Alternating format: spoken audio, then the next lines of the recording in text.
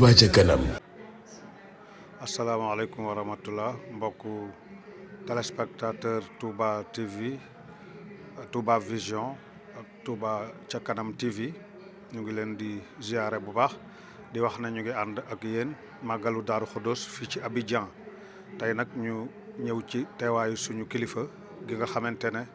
at yu bare bare mi ngi ñëw di ko ànd ak ñun di Serigne Cheikh Marème Mbacké ibnu Serigne Abdou Karim ibnu Cheikh Mouhamadou Lamine Bare ibnu Khadim Rasoul mu ñëw fi daan ko def ay ati at magam ju baax ja Cheikh Mouhamed Mbacké borom Taïf daan ko fi yebal kóllëre googe mu téye ko ak ñun ba nëga ni tey jii mu di ko teewe si ci centenaire bi nga xamante ne ginnaaw ñibbisig Serigne Touba bi nga xamante ne jóge na njaareem Cheikh Mamadou Moussa yóbbu ko Touba boobaak léegi nekk téeméeri at xam nañ ne centenaire bi actuellement mooy actualité ndax Serigne Touba jóge na njaareem ñu yóbbu ko Touba boobaak léegi bi sëñ bi ñibbisee Touba ak léegi téeméeri at la màggal gi nag am ren ay particularité yu bare bari ndax ca biir Sénégal ñu ngi évaluer yoonu murit ginnaaw bi nga xamante ne Cheikh Mamadou Moussa toogee na jataayu Cheikhul Khadim ba tey ji ki fi nekk di Cheikh Mountakha Bachirou xalifa général kul murid yàlla na fi yàgg te wér ñu gis évaluation bi yoon wi yokk ci côté yu ne ci économie ci social ci lépp ci infrastructure ci njàngale mi 37 milliards pour université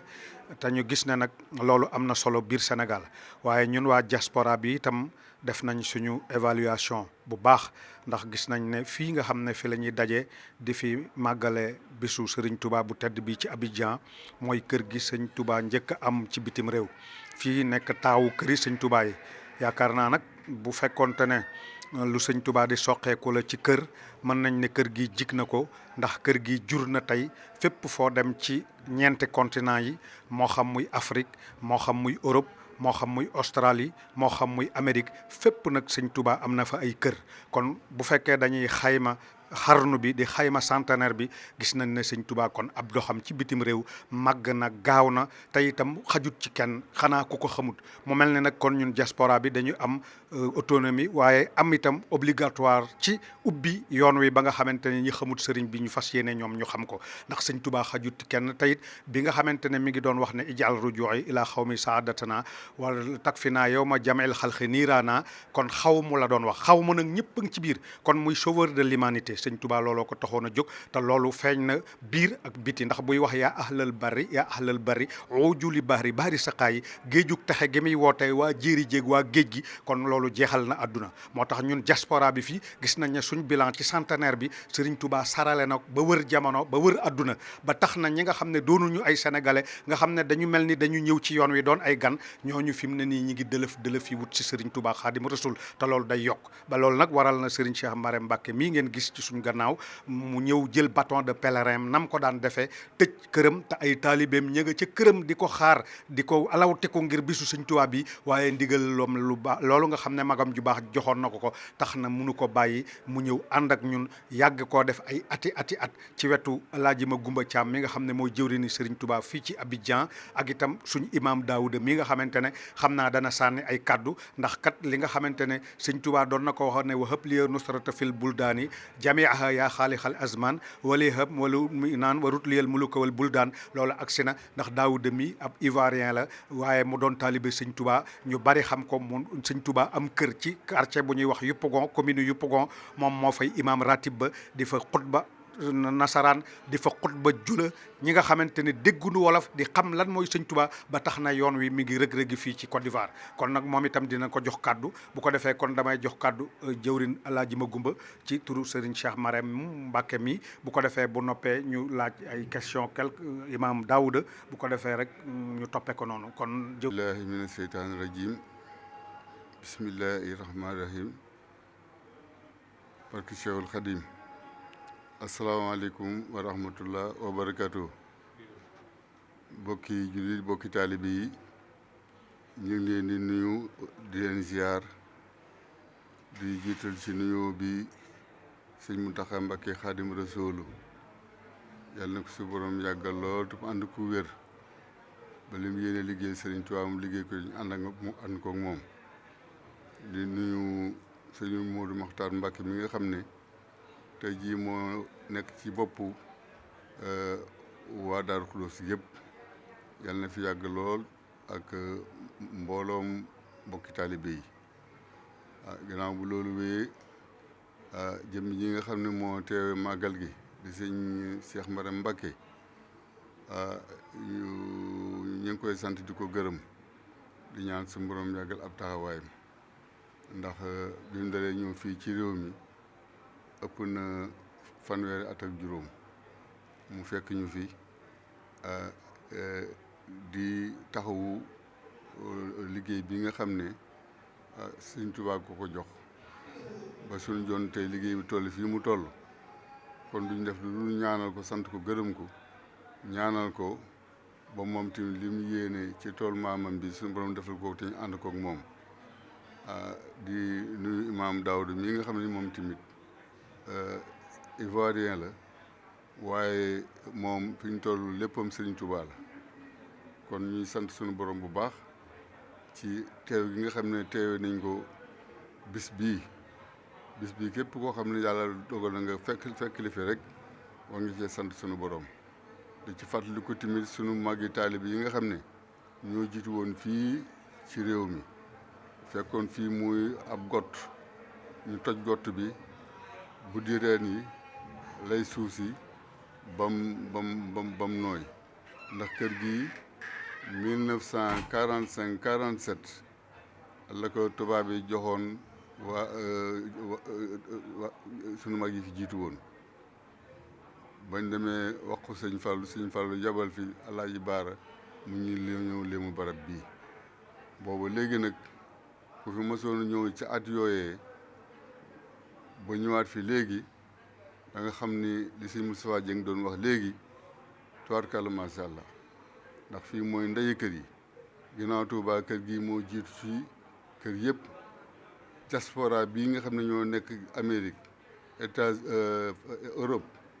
ñu ci bari de fii la ñu jaare jàll kon fii mooy dàtt bi ñoom ñi nga xam ne ñoo nekk Europe nag nañ xam ni fii lañ bàyyi ko woon fii la ñu tàmbalee ba jàllantu ci Italie ak fu diaspora bi nekk rek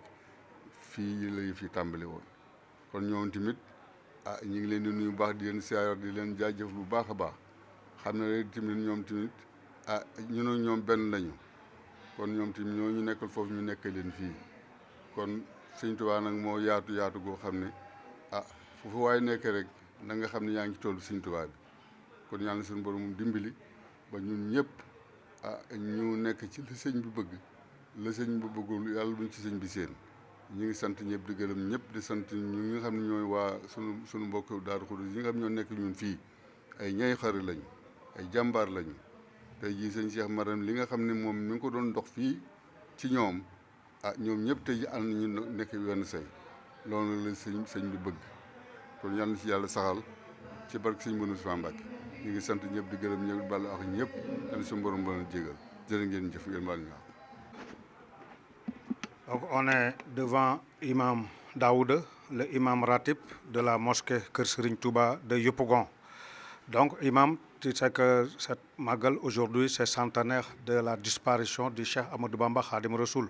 On est ici à Abidjan pour célébrer ça, mais on te pose la question, comment tu as vu le bilan du centenaire au niveau de la diaspora, bilan du mouridisme, bilan de Cheikh Ahmadou Bamba au niveau de la diaspora 100 ans après Cheikhoul Khadim? أعوذ بالله من الشيطان الرجيم بسم الله الرحمن الرحيم الحمد لله رب العالمين اللهم صل على سيدنا محمد وعلى آل سيدنا محمد وسلم ورضي الله عن شيخنا أحمد بن خادم رسول الله ورحم جميع خلفائه ومريديه ومن والاه بإحسان إلى يوم الدين الحمد لله رب العالمين. Pour nous d'abord participer à cette Magal à ce Magal du centenaire de Cheikh Ahmadou Bamba, c'est pour nous une action de grâce. C'est un moment de reconnaissance. Quoique tout événement qui arrive aux musulmans est la volonté de Dieu, le rappel à Allah Tabaraka wa Ta'ala du Cheikh Ahmadou Bamba. Nous sommes aujourd'hui dans la 5e année Et aujourd'hui, le bilan que nous tirons déjà des actions du Cheikh Ahmadou Bamba, nous retenons que tout est positif. À partir du moment où l'objectif du Cheikh avait été d'insuffler un souffle nouveau, à appeler toute l'humanité vers ce qui devait être un cadre idéal pour la pratique véritable de l'islam, pour la connaissance de Dieu à travers la voie du prophète Muhammad sallallahu alayhi wa sallam. Voilà pourquoi il dit Lakin unadi kudal ibadi ila imadi bila jalai. Ya ahla bahri, ya ahla barri, odu li bahri bahri sakha. Quand il a lancé l'appel à toute l'humanité à venir vers le pilier qui représente le prophète Muhammad sallallahu alayhi wa sallam. Bien évidemment, cette voie-là, il l'a rendue accessible à ce que tous ses disciples qui ont accepté d'emprunter sa voie puissent retrouver la véritable voie du prophète Muhammad sallallahu alayhi wa sallam. Et en matière de toutes les dimensions, que ce soit sur le plan spirituel, le plan structurel, aujourd'hui le plan infrastructure,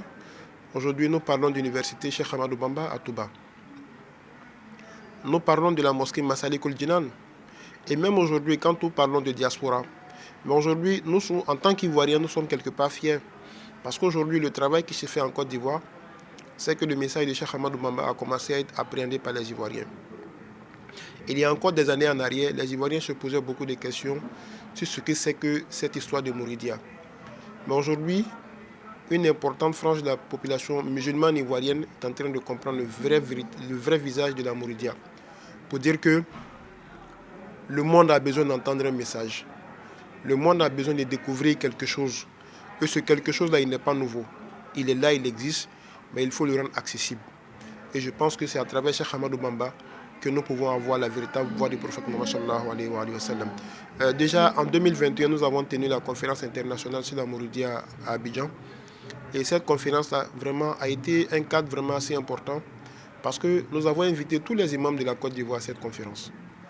Qu'ils ne soient pas 7 mourides, mais ils sont musulmans, avaient besoin d'avoir le véritable message de Cheikh Ahmadou Bamba. Et ce message-là, nous sommes sûrs qu'il a été entendu. Parce que grâce à ce message, aujourd'hui, une ouverture a été faite. Nous avons assisté à la visite du Cheikh Oulaïma, le président de tous les imams de la Côte d'Ivoire à Touba, le Cheikh Ousmane Diakité, avec une forte délégation du COSIM. Aujourd'hui, nous parlons de la construction de l'Institut Cheikh Ahmadou Bamba à Yamoussoukro. Et tout ça, je crois que c'est des projets novateurs, c'est des projets majeurs qui vont nous permettre vraiment dans les années à venir de bien édifier le monde sur les enseignements de Cheikh Ahmadou Bamba. Assalamu alaikum wa rahmatullah. Merci beaucoup.